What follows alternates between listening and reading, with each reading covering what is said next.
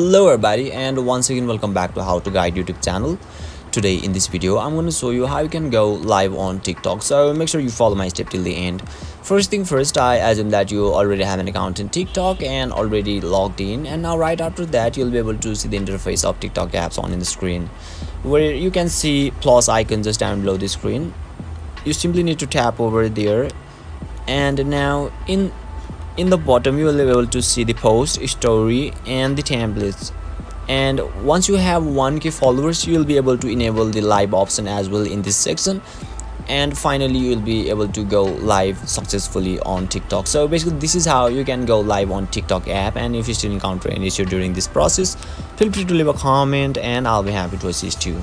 If you found this video helpful, please give it a thumbs up, and if you are new to this channel, make sure to hit the subscribe button and set the bell icon to on so that you can stay updated with our latest content. Thank you for watching, and I'll see you next time.